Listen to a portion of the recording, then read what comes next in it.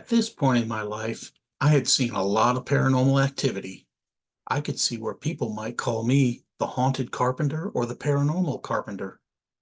I've now seen apparitions, shadow figures, objects moving, and I've heard disembodied voices and ghostly footsteps. I got to the point where I never knew what would happen when I walked into a house. So all I knew was that I kept hearing this voice call my name. I didn't know what was going on. I couldn't find anybody who was calling my name. There was nobody there.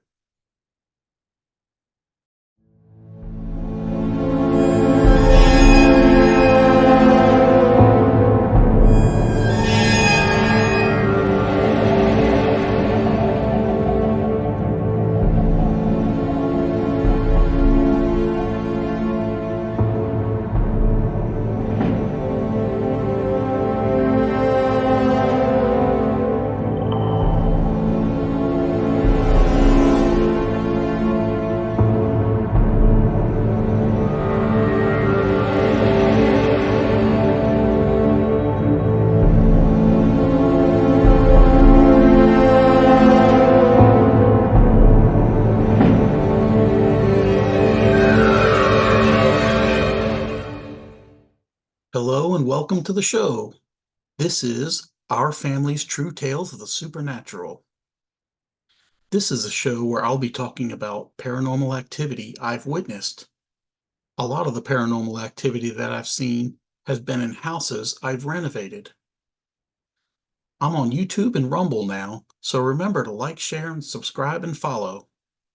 If you click to subscribe or follow, let me know in the comments section. I'd like to welcome new subscribers and communicate with them.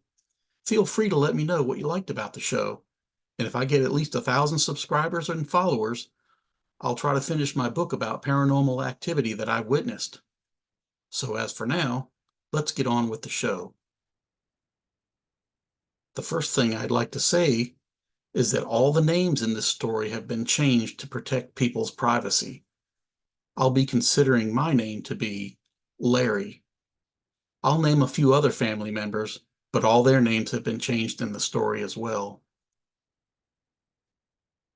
A few years ago, my parents and I went to visit my sister who lived in another state. We arrived in the afternoon and had a big family meal together that evening. That night, we all headed to our respective bedrooms to go to sleep for the night.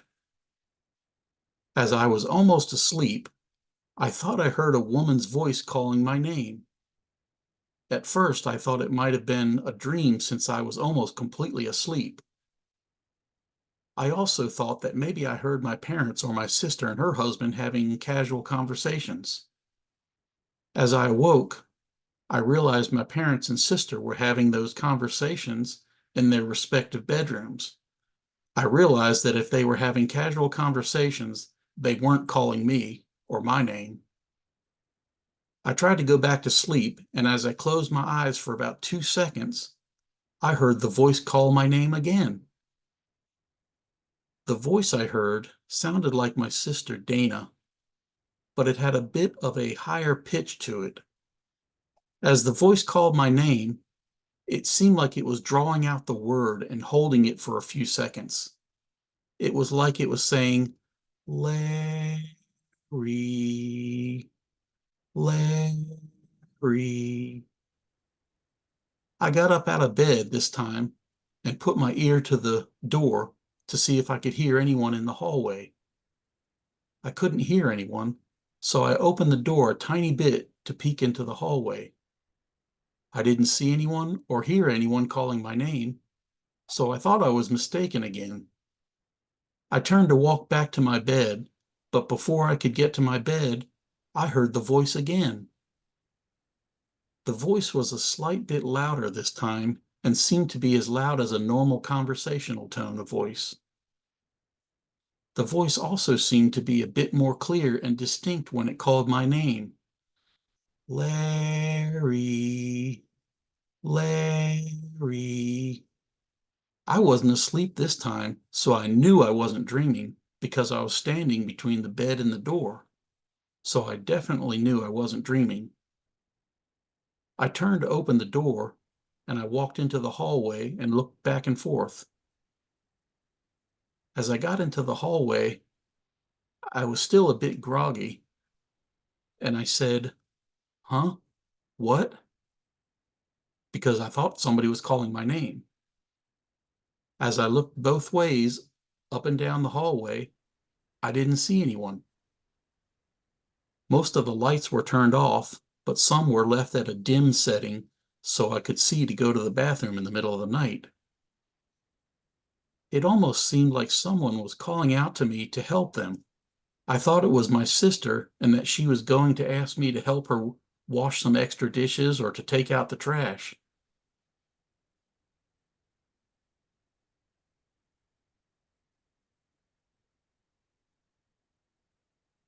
I thought she might need some more help washing a few dishes or taking out the trash before we went to bed.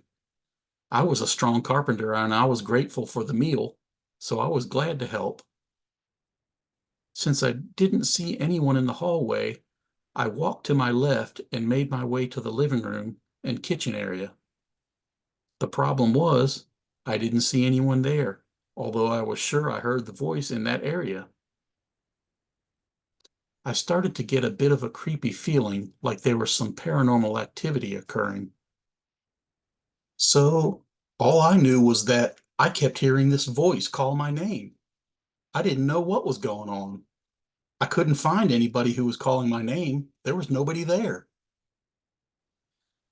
I remember that I had spoken to and prayed for these types of situations before, and it had helped. I figured that I would try to do that again.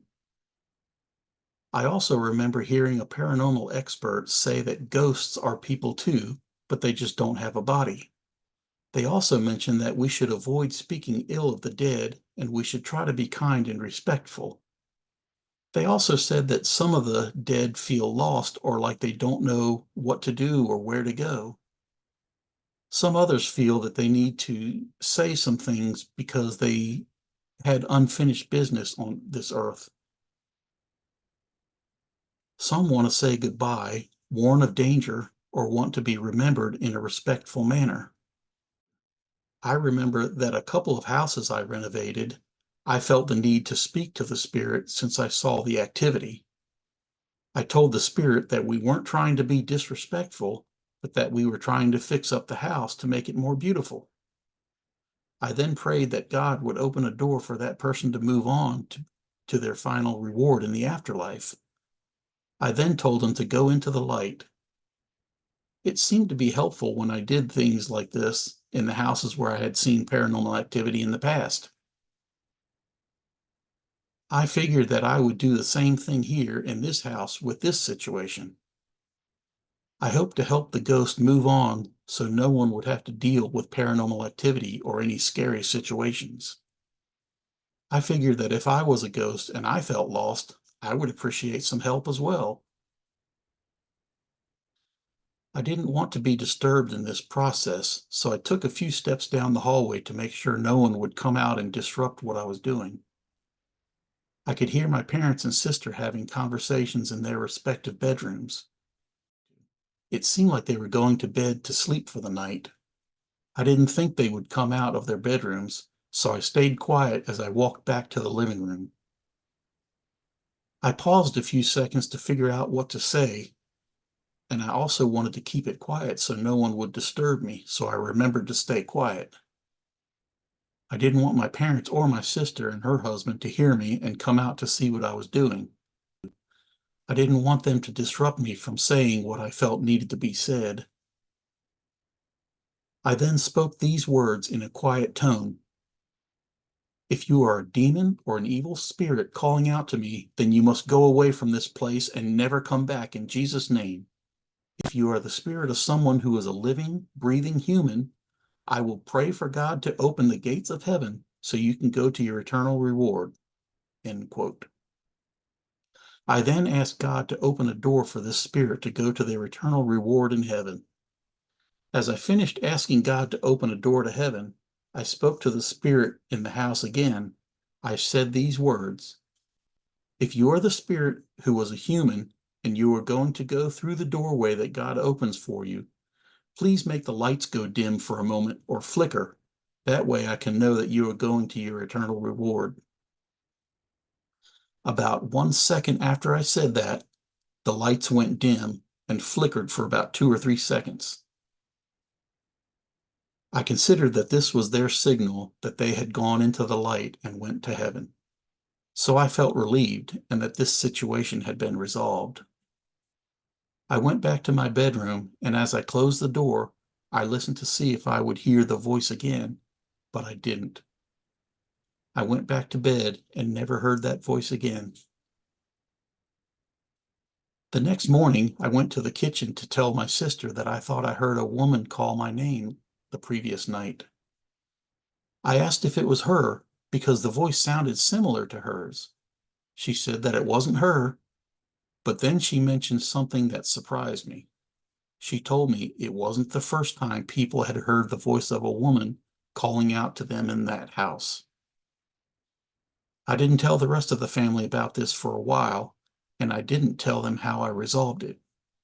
They were old-fashioned folks that thought it would be considered conjuring spirits, witchcraft, or satanic rituals.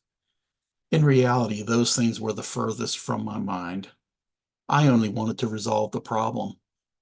I had seen a lot of paranormal TV shows, and sometimes a few prayers like this resolved the problems.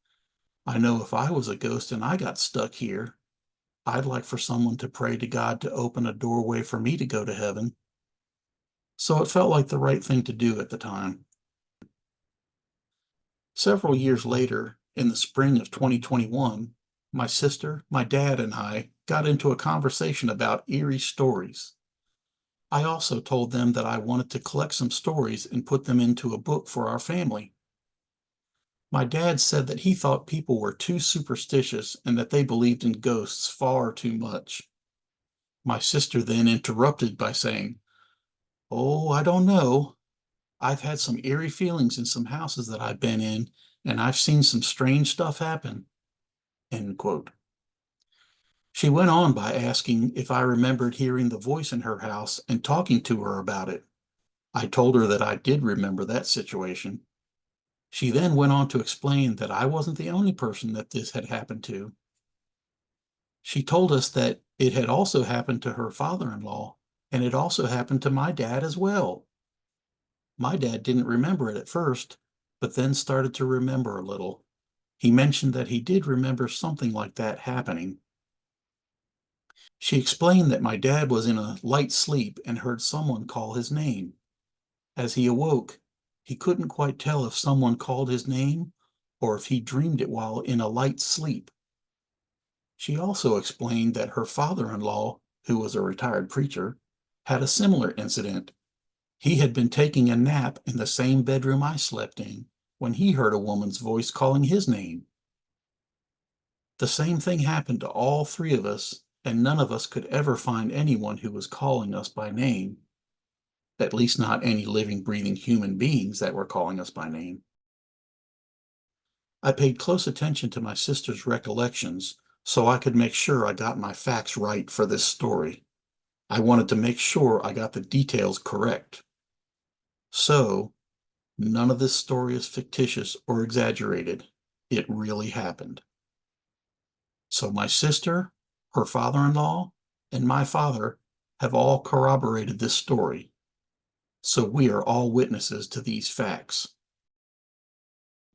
I even sat down with my sister again after our Thanksgiving dinner in 2021 to make sure I stuck to the facts. I wanted to be certain that I got the details correct.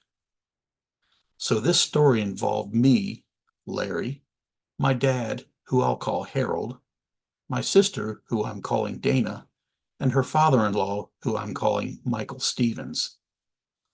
All the names in this story have been changed, and any resemblance to real people is purely coincidental. These are all pseudonyms that I made up in order to protect everyone's privacy. The things that happened in this story are true and really did happen. That's why I call this our family's true tales of the supernatural. Have you ever had any paranormal experiences? If you have, feel free to leave a comment down below. I'd like to hear about it. As for now, I'll say goodbye and I'll see you in the next episode.